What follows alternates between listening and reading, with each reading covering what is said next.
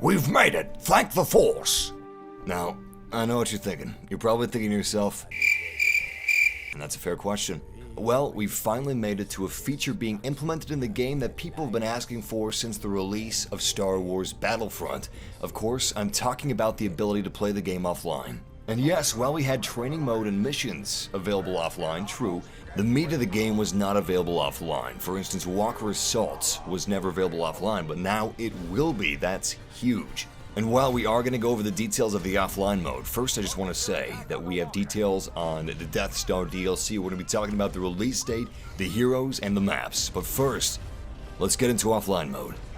The new offline mode is going to be available starting July 20th, and it offers players the option to play offline against bots in a solo mission, or with a friend using co-op split screen, which is only available for consoles. Skirmish can be played on a difficulty level of your choosing across two modes: Walker Assault and Fighter Squadron, with multiple locations that span the galaxy, from the frozen planet of Hoth to the lava-encrusted planet of Sullust. It is DICE's hope that Skirmish brings players a new way to enjoy Star Wars Battlefront. Just to recap, we're only getting two game modes that you can play with Skirmish, which is the new offline mode. And that is Walker Assault and Fighter Squadron. Additionally, you cannot play any DLC maps in Skirmish at this time. That will be added at some point in the future, but right now, you can play Outpost Beta, Twilight on Hoth, Junlin Wastes, Forest Moon of Endor, Survivors of Endor, and Graveyard of Giants for Walker Assault. The maps for Fighter Squadron are currently unknown, although we will find out soon enough. We can assume they'll include all the Fighter Squadron maps sans Bespin. This is definitely a feature that's going to be very useful for people with limited internet and people like myself that want to play with the HUD off and just experience a game that looks exactly like the original trilogy movies. Seriously, if you're playing this thing on a wall-sized screen with a projector, it actually legitimately, honest to God, it looks like the movies. I couldn't believe it myself. It gave me an entirely new appreciation for Star Wars Battlefront. Additionally, this is going to be fantastic for people that are playing on the PC version and want to utilize these Star Wars Battlefront camera tools to make really cool videos or snap some really cool pictures without being banned for utilizing camera tools on these maps that previously were only available online. However, that's not all that's coming to Star Wars Battlefront. More in-game events are planned for the summer. Additionally, more HUD contracts for new weapons, and we're getting more login reward opportunities, and also we're getting some trials to experience Bespin if you don't already own Bespin or the Season Pass. This is going to be the perfect way to find out if the Bespin DLC is for you without wasting $15 if it isn't. So, now is the moment you've all been waiting for. Let's talk about the Death Star DLC. We knew that it was coming slightly earlier than we originally anticipated, as the Rogue One DLC that was originally slated to release in January was pulled back to release in December alongside the Rogue One movie, so we are getting the Death Star DLC in September. Okay, now I'm going to read an official statement from DICE on the DLC. In September, Season Pass holders will receive our third digital expansion pack, Star Wars Battlefront Death Star. More new maps, both on ground and in space, new weapons and star cards, and 2 new heroes, including one larger-than-life character we know you've been patiently waiting for. Not a Season Pass holder? Don't worry, the expansion pack will be available for separate purchase later.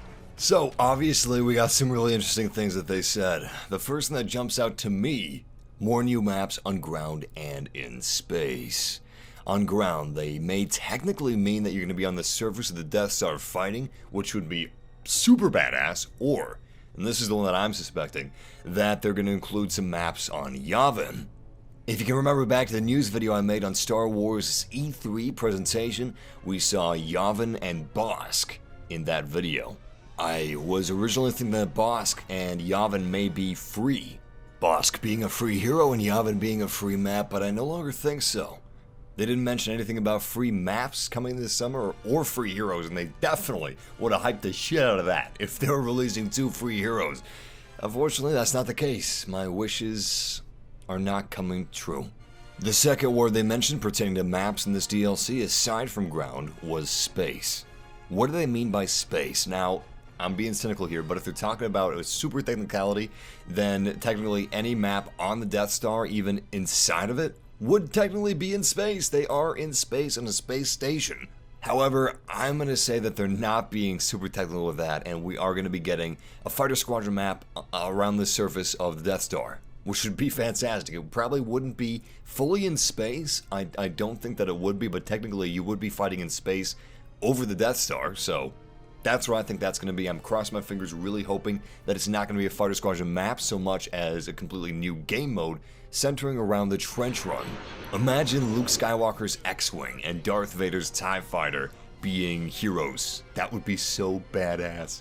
And if you're playing as the Rebellion, you have to aid Luke Skywalker in getting through that trench run alive until you reach the very end of the trench run. Use the Force, Luke. Where you have to be successful in a quick time event to get those ion torpedoes through the ventilation shaft, detonating the Death Star. That would be awesome. And of course, if you're playing as the Empire, you're helping Darth Vader to take down the Millennium Falcon, to take down the X-Wings. That's my dream. I don't know if that's going to happen. We're probably just going to get a fighter squadron map, but if they really want to outdo themselves, this would be the way to go. So, to recap, we're probably going to get a map on Yavin, maybe on the surface of the Death Star. We're probably going to get a fighter squadron map over the surface of the Death Star, maybe a trench run fighter squadron game mode, and a handful of maps in the interior of the Death Star. Okay, let's talk about the heroes. In the memo, DICE said, 2 new heroes, including one larger-than-life character we know you've been patiently waiting for. I know a character I've been personally waiting for, Ben Kenobi. Is that who we're getting? I highly doubt it. Technically, Ben Kenobi did transcend life and become larger than it. I mean, he is a Force ghost. During his fight with Vader, he was a good friend. He said to Vader, "You cannot win, Darth.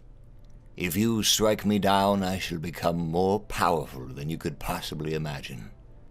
But do I personally think that that's who they're talking about? No. I think that they're just talking about the fact that Chewbacca's big because he's tall. And the villain for the Death Star is probably going to be Bossk. We saw Bossk and hints of Chewbacca being heroes in the EA video I talked about earlier. In fact, we saw Bosk's model in that video. So I was hoping that we would get Bossk and Chewie as free heroes, and we'd get Ben Kenobi and maybe Tarkin as the heroes for the Death Star DLC. That's not going to happen, unfortunately. It looks like we're not getting Ben Kenobi. In my opinion, Ben Kenobi has been one of the most underrated aspects of the Star Wars universe ever since A New Hope. I realized that Ben Kenobi was just in one Star Wars movie. And yes, I know that Ben Kenobi is Obi-Wan Kenobi, but it's 2 different actors in 2 different time periods. And I feel like old Obi-Wan, Ben Kenobi, is very much overlooked and forgotten, which is a damn shame because he's one of my favorite parts of Star Wars, period. Barring what the actor of Ben Kenobi actually felt towards Star Wars, I know how he felt towards Star Wars. I still think he was one of the best parts of Star Wars, and he definitely made A New Hope. A New Hope would not have been the same with anyone else in that role. Aside from the glaring lack of Ben Kenobi, I hold Battlefront very dear to my heart. I love Star Wars, especially the original trilogy, and I love this game, and I'm very excited for the Death Star DLC, but DICE, please, come on, just somehow, some way, add Ben Kenobi to Star Wars I'll even do the voice. Alright, I can do a damn good impression, and I haven't even practiced his voice. It just came to me. Please, I'll do it for free. That'll help keep costs down. All you have to do is pay your modelers to make Ben Kenobi and do some awesome, badass robe physics and his whooshy lightsaber sounds. That's all you have to do. Please! DICE, please! It's Ben Kenobi, please! Come on, I'm begging you. You're Bossk! You're Bossk before Ben Kenobi, are you kidding me? You're 9-Nub, you're Tengar, what the hell's going on here? DICE is, come on, he's unappreciated. Ben Kenobi is never in anything Star Wars, come on. In other news, it looks like DICE is switching up how customization works in Star Wars Battlefront. The Bespin Wing Guard outfit will be available to all Rebel faces, and aliens plus female trooper types are coming. So that sounds pretty cool. I wonder if we're gonna get a male Zabrak so we can pretend we're Darth Maul. That's probably not gonna happen, but we can wish.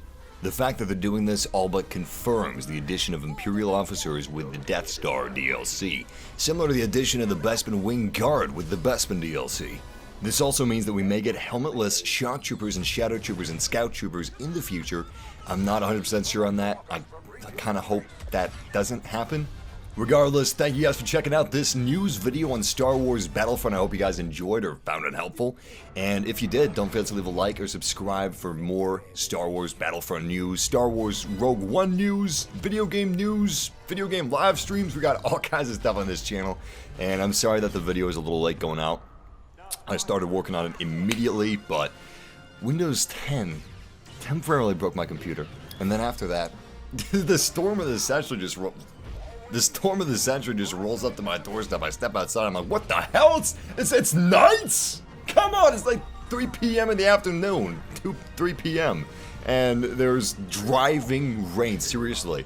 Rain was coming down in sheets. I was almost knocked over. The wind was so damn strong. It knocked everything that was outside on the porch or off the porch. It's a mess. In fact, I should probably go clean up. But, yeah. I would have had it up earlier if it weren't for that, but I love you guys, and until next time, the Force will be with you, always.